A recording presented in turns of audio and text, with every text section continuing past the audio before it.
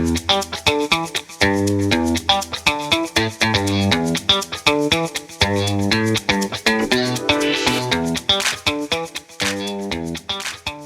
hello, dads. Welcome back to the Dad Nation podcast.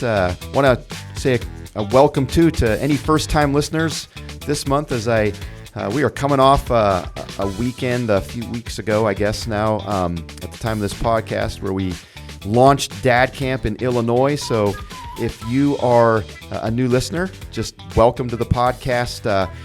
This podcast is just an extension of a ministry called Dad Camp that just has a dream to see a world where every family has a great dad, and our mission is to build stronger fathers who build stronger families, and we will go through any door that we feel God has opened for us to impact another father that will in turn impact his family. So that includes events that Dad Camp is putting on now all over the world in 12 countries, and hopefully this year we're going to be in 7 states by the end of this year. But it also includes this podcast. It's just another outlet, first Saturday of the month, for dads to be encouraged in their fatherhood journey. So joining me, as always, my co-host, Matt Crittenden. Good morning. How are you? I'm well. You are well. It's good to have you back. Matt, we had a great last month's episode. Yes. With Jeff Siegel. It was actually the first time we'd ever had like a guest on the podcast,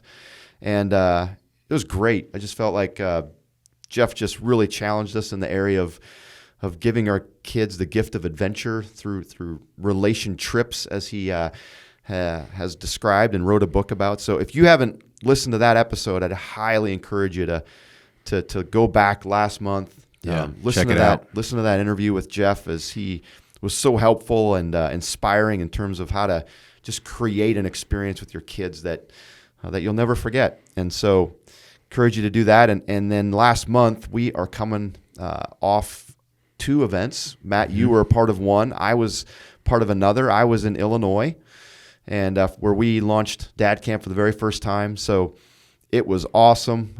Just had such a great group of guys.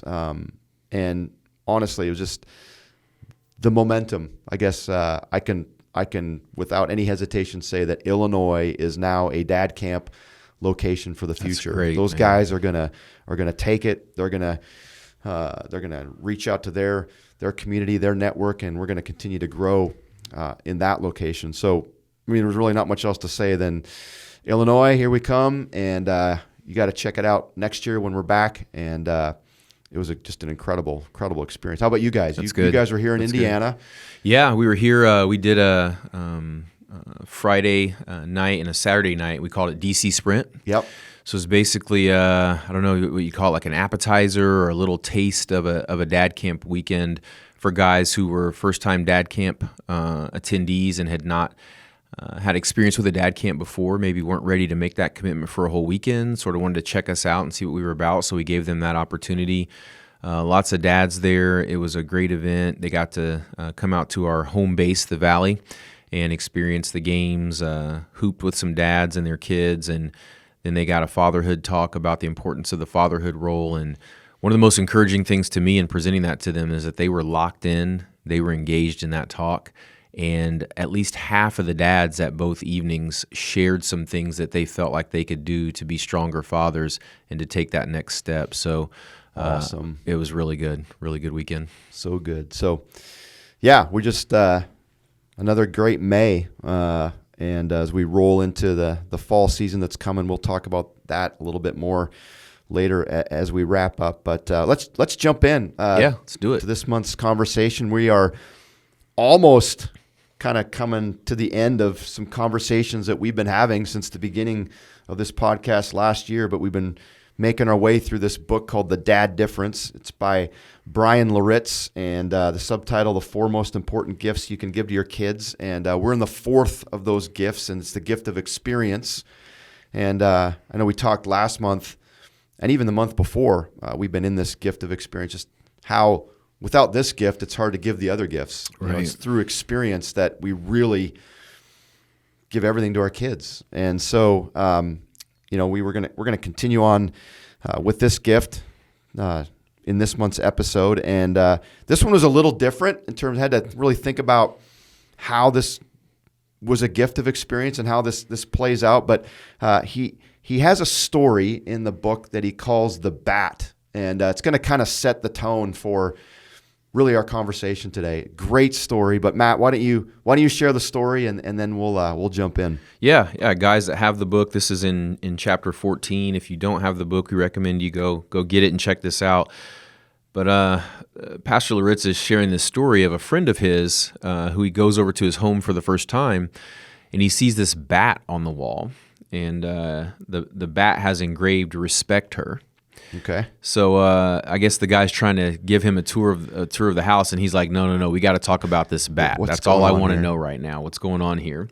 So he says, when a young man is going to come and request to take his daughter out, which the first sort of thing they have to do is come talk to him as the dad. I thought an interesting thing was the way he started was that he would bring out bank financial statements. Yes, that's right. And he would offer for the young man to look at these to look at financial his statements. financials. Yeah, look at his financials. And of course, these young boys, these young men are going, no, that's like your personal, like, I don't want to know what's in your bank account. I want to know your finances.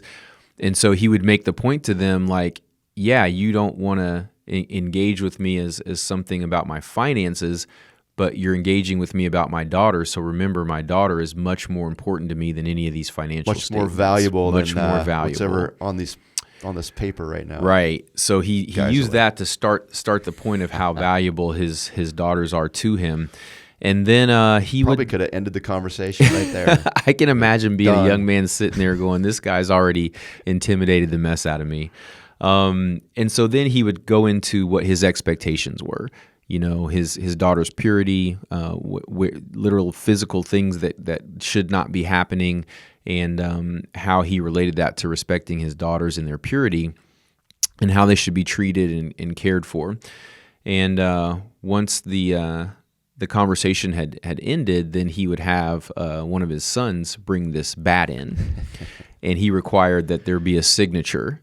So you're basically signing on the dotted line, say, we have an understanding now. We've agreed that this is the parameters that's going to happen on this date, and I'm going to get your signature as proof that you've made this agreement with me. That's awesome. Yeah. Yeah. That What's more intimidating than a bat? It makes me think of like mobsters and like I will cut you down at the knees, as my friend DK I will break says. your kneecaps if you don't honor this agreement. As I read that, I've kind of implemented something similar as a dad with my two girls. That is an expectation that I've always had as well, that any boy that would want to take her out and date her would come have a conversation with me. Mm-hmm. One of my favorite memories, we were actually at a dad camp weekend, and this kid, my daughter says, "Hey, he'd like to take me out this weekend." I'm like, "Well, you know the rule. So I'm at dad camp, so he's gonna have to come out and talk to me first." And I told all the dads. So there's like 48, 50 dads at dad camp. Say, "Hey, just so you know, this might be going down." And they're like, should we line up and like have you at the end and just be like, "Hey, not only are you going to talk to Hope's dad, but you're there's 50 of us also here that are here that are backing this up." And so we were just having a lot of fun on what that would look like. But the kid showed up, and which I was like, all right, it took some guts. Yeah, good for him. And anyway, we had a conversation, and I think what both my daughters realized after the fact, and the guys that I talked to over the years, that at the end of the day, it was actually a really good conversation, and a conversation that they all enjoyed. That the guy, like with me, like as much fear and trepidation that came into it, going through it. Just to hear from my heart about, my expectations and to hear just the why behind them.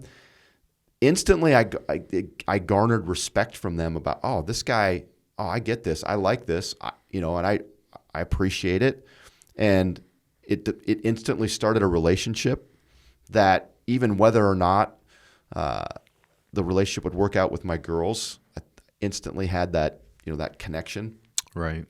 So it was just, yeah. So I actually reached out to my girls and I said, hey, how did that make you feel? Because in the book, he said that he ran into this guy that from the Bat story. He ran into the daughter and said, how did that make you feel? And she said, she was, quote, she was grateful for these experiences of watching her father step up to protect her. It gave her a much-needed blueprint for what to look for in a husband. And so I asked my daughters, how did that make you feel?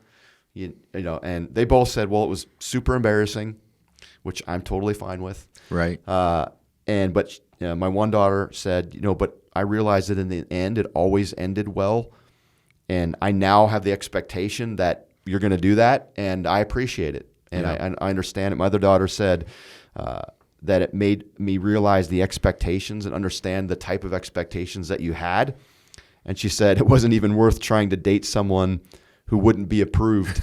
Like, don't even go there. Yeah, scratch him off the list if he doesn't. But she's like, thankfully, I don't think I ever did that. So it always worked out too. So, and then, I want to speak to dads of sons, not just dads of daughters that, hey, you should have some type of conversation and set the tone. But teach your sons to perhaps have a conversation with a girl they're interested in with her father before they date. Like, take the initiative in the opposite direction. I think it's epic because I've personally experienced it. My daughter's boyfriend now, he actually came to my wife and I first before I had the conversation with him. Wow. And it was awesome. Like, he came and he said, look, I've developed a friendship with your daughter.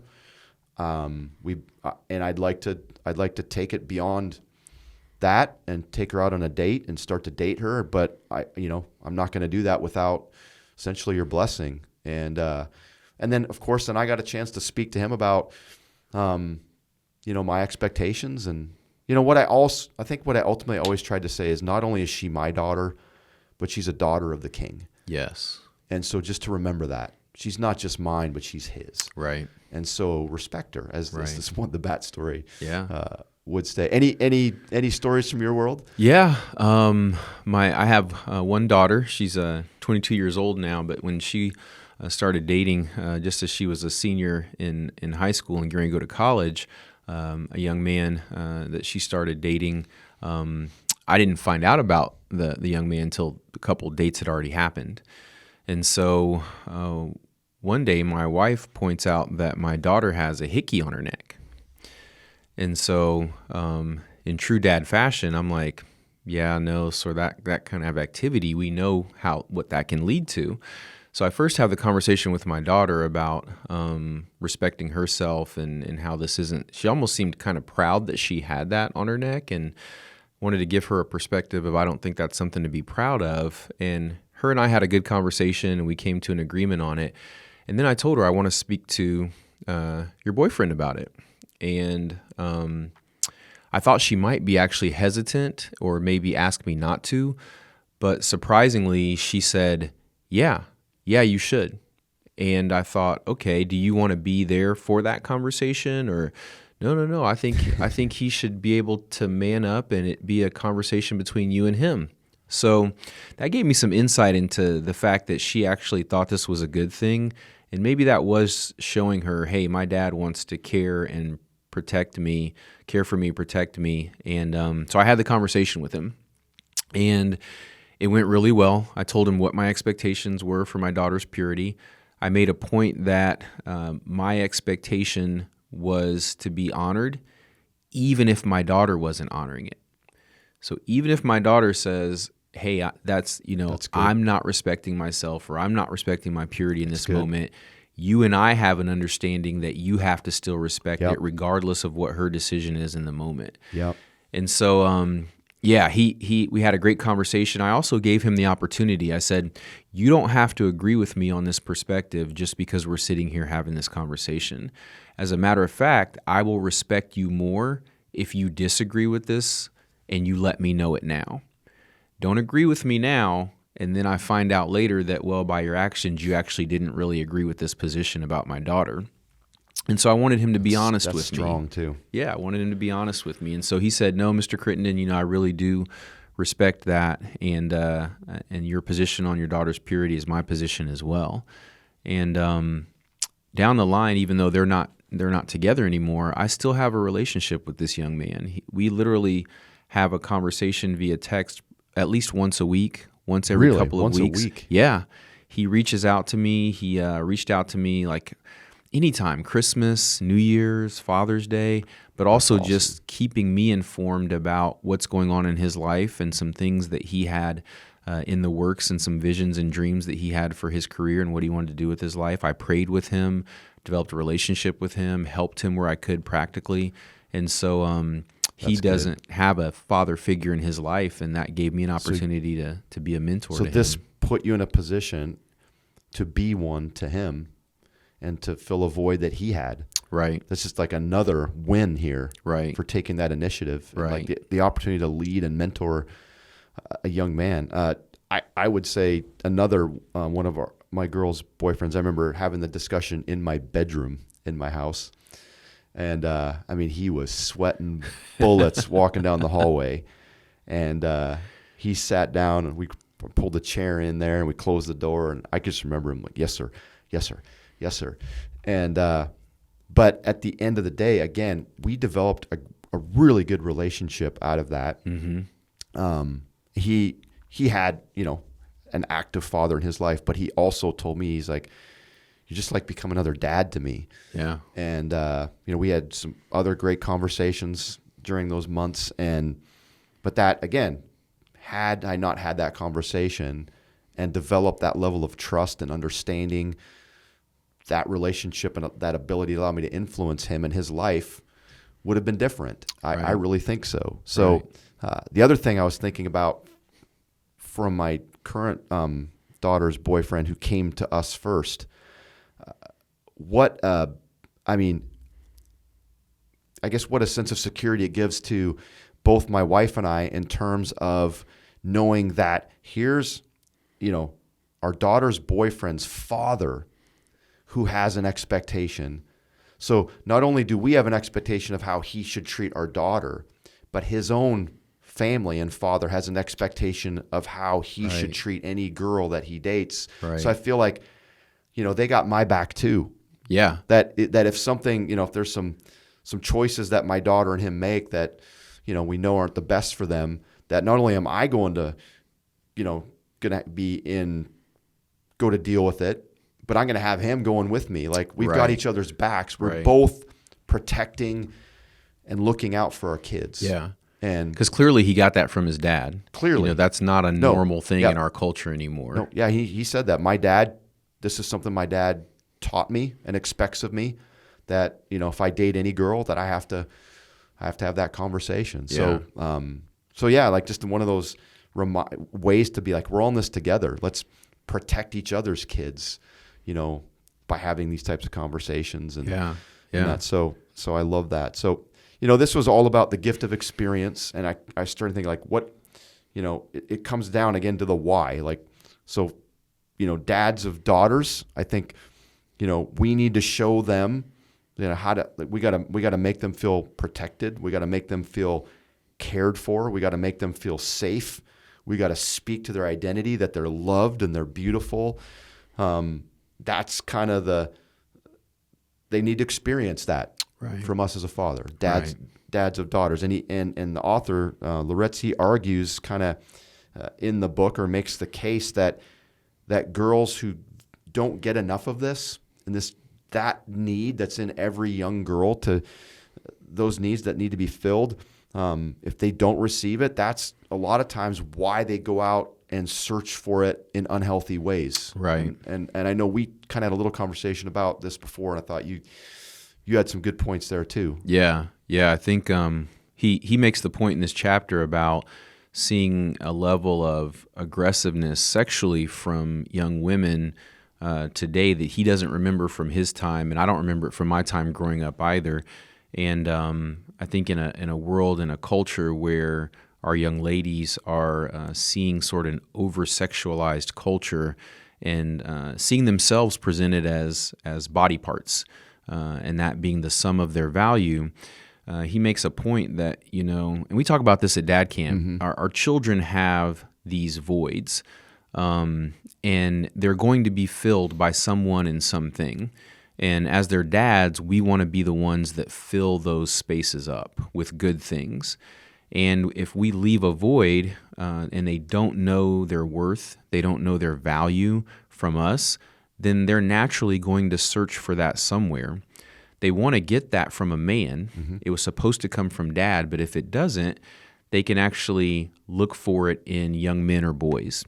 And because this culture is telling them your value and your worth to these boys and these young men is your body, then they can seek out sexual activity with these young boys or young men in order to fill that void. And it really isn't about them having a sexual appetite or desire. It's about, well, this is how I can capture that guy, and I can get my need met, and he'll value me now with care and protection and value. We know it doesn't work out that way, but that's what they're looking for. Right. And so it's so important as dads that we make sure that we're the ones giving them that space filled with how valuable they are, and that they are daughters of the King, as you've identified, and what their worth is. Right. And remember, there are some dads out there that they do this from the outward looking at it, they knock it out of the park. Yeah. And in the end, that still doesn't guarantee that your kids are going to make the best choices. Right. However, let's minimize. Let's lower the percentages here and minimize it. And this is what we see that daughters who are from environments where they feel protected and cared for and safe, and they have an identity, they know who they are, they're much less likely to kind of make these types of choices and act out this way, because they don't need that. Right. And so let's do everything we can as dads, as daughters, to have that plan to I need to give her, she needs to feel my protection and my care, and I need to remind her of just how lovely she is and how beautiful she is. He talks about there's too many dads out there with he gives an example of it was out of a comedy routine, but a Chris Rock comment that he made in a comedic act, to get some laughs. But he's like, this really isn't that funny. And he's like, he kind of made the joke Chris did about trying to just, my goal as a dad, just trying to keep my daughter off the pole. Like if I just keep her off the pole, I've won. That's the goal here. Right. And he's like, unfortunately, maybe we wouldn't put it that way, but too many of us dads have this low expectation, kind of like, if I just get my daughter if I just get her out of the house and have these bare expectations, low expectations, that I've done my job. And he's like, let's go. Let's expect more of ourselves. Absolutely. So I thought that was good. And then if you're a dad of a son, the experience that they need from us is they need to know and they need to see how we honor and how we respect women and how we serve them and how we protect them. Right. And because he said, we've talked about how girls respond when they don't get what they're needing, but when boys who don't understand that, then they often exploit women, and they see them. They're led, he says, more by their appetite than by principles, because that's in them, and they see women as a bunch of body parts, as you've alluded to, and they see, rather than seeing women as made in the image of God, right, and being a son, a daughter of the King, right, and so. Again, that's the experience that our sons need from us. They need to see us honoring our wives and respecting women and serving our wives and creating a culture where, our sons, if they have sisters, they see how we protect them and we look after them. This is, that's just the big idea here is if you're a dad of sons. So this goes both ways. And I would add to that, Jason, because I know we have dads in different situations. I come from my first marriage ended in a divorce situation. And so we're talking about the way that we treat our wives, but also maybe just the way that we treat their mom. Yep. My eldest son would see how I would treat his mom, even though we're not together. And so I'd say if any guys are in those situations where, you have sons with a woman who you're not, with or married to, it's just as important how you treat that woman for them to see that and learn about respecting women. And you brought up the point about our sons too. We need to teach our sons that whatever young lady that they are pursuing is a daughter of God. So yes, I want my sons to respect that young lady's dad, earthly father, but I also want them to think in terms of, okay, boys, you guys have a respect and a love for God. That's his daughter. That's the context that you need to think about treating her. And I have an 18-year-old son and I have an 11-year-old son. I've always told both of my sons that, and I see that playing out in my 18-year-old's life, how important it is to treat women with respect. But even my 11-year-old, he's in 5th grade and he likes a girl. I've told him I don't understand what that means. I like this girl. And of course, you cannot date when you're in 5th grade, but they're never too young. So I've told him, this young lady who you're interested in, she's a daughter of the king. And she has a dad who very much wants to protect her heart and care for her. And so even at 11 years old, if this is who you're interested in, she's the only person that you're interested in, the only girl that you're interested in. You have to treat her in certain ways. And hopefully me teaching him that now at 11 years old, over the years, that's going to translate. It's just going to be a natural, normal thing when he does get to an age where he can actually date. And he's already been putting these principles into play for 5, 6, 7 years. Yep.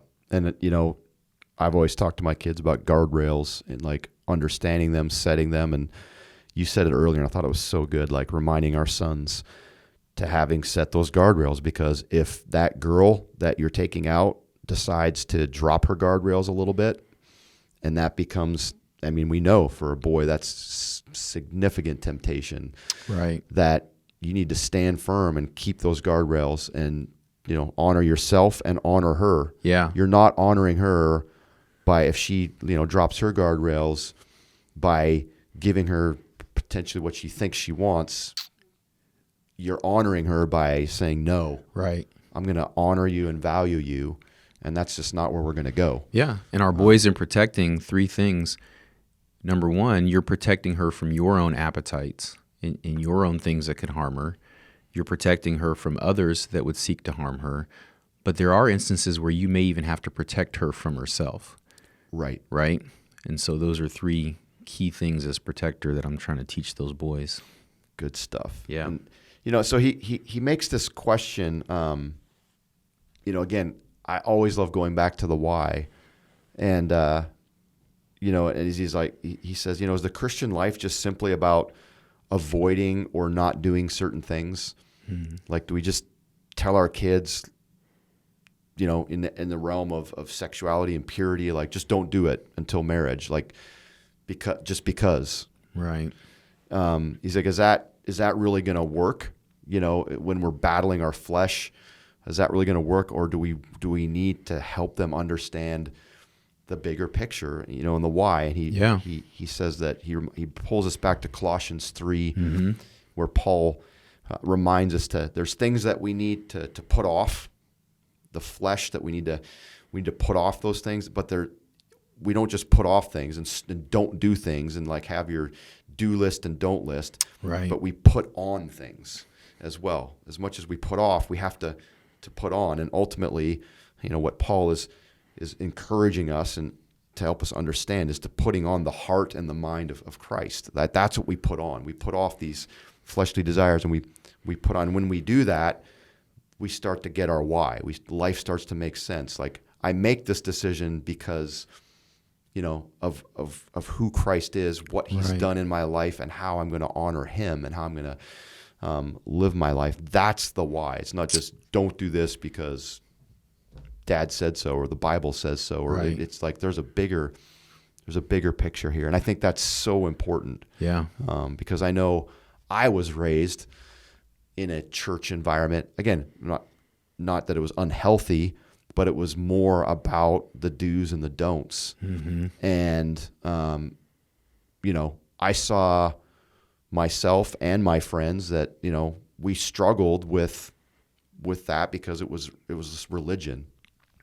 And we didn't know it at the time. I don't think as we're, but we didn't understand that this is more about this relationship, about honor. Just like I want to honor the opposite sex, I'm honoring God. Like ultimately, that's what this is all about. It's not just don't do this or do this. Right. There's relationship here. I'm breaking relationship, when I make these choices. So I think that was a huge way to end this whole thing. It is. You're not just trying to avoid things.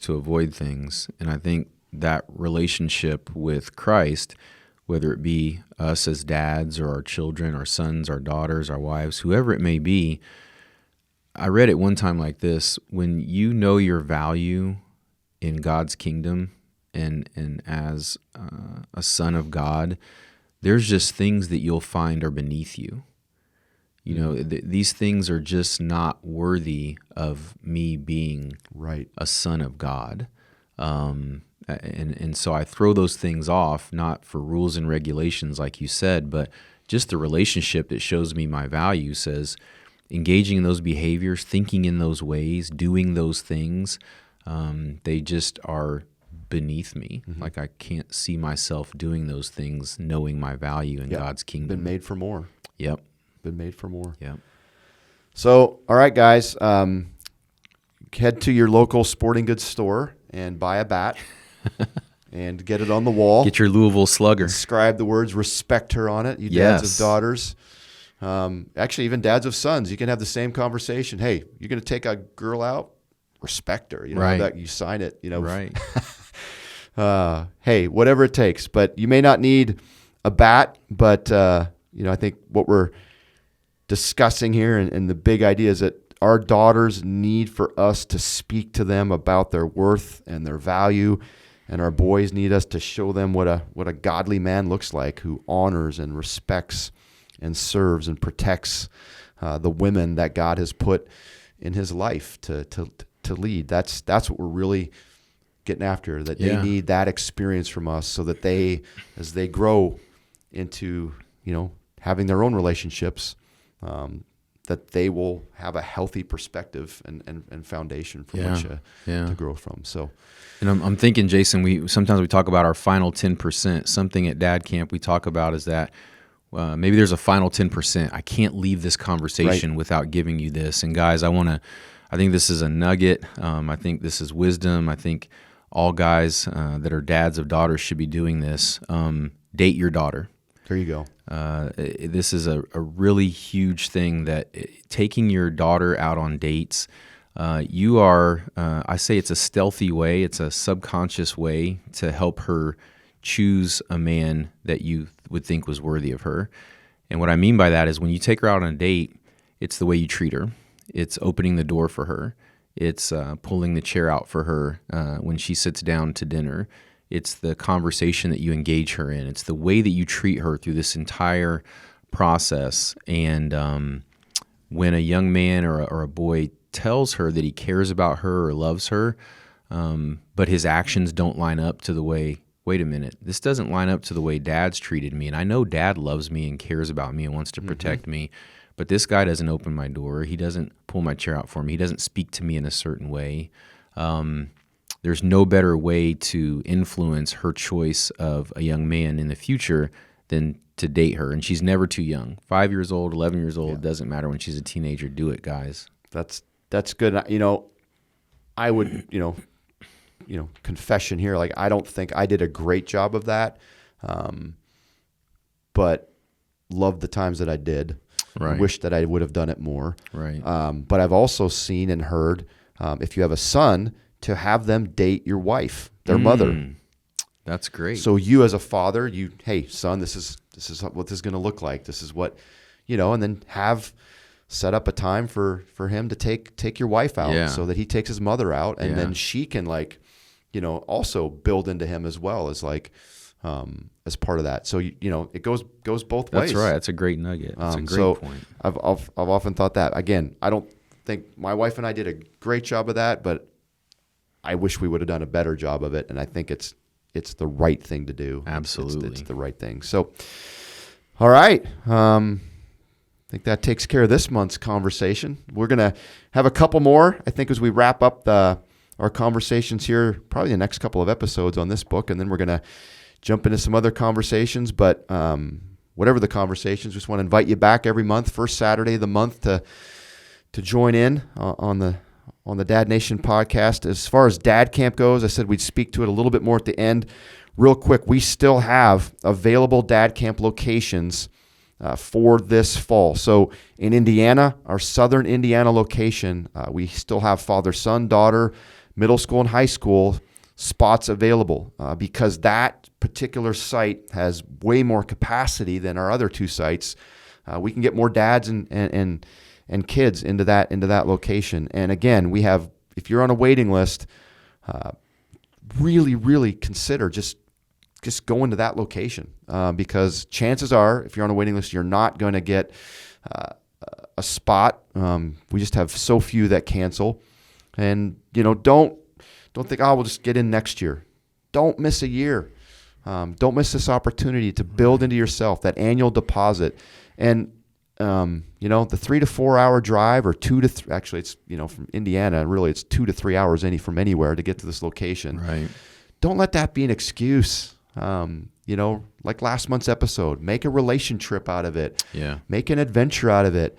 It's 2 hours in the car with your kid. Like, come on. Like, to not, to make 2 to 3 hours a deal breaker in terms of missing out on a dad camp experience with the kids and for yourself. It's just, to me, that's not the best choice. No, but hey, it doesn't make sense. But then, hey, if you want to go on a bigger trip, or if you're in a location that is closer to these, we have Tennessee, Pennsylvania, Texas, Montana, Ohio. Get on the website, dadcamp.org. Check out those events.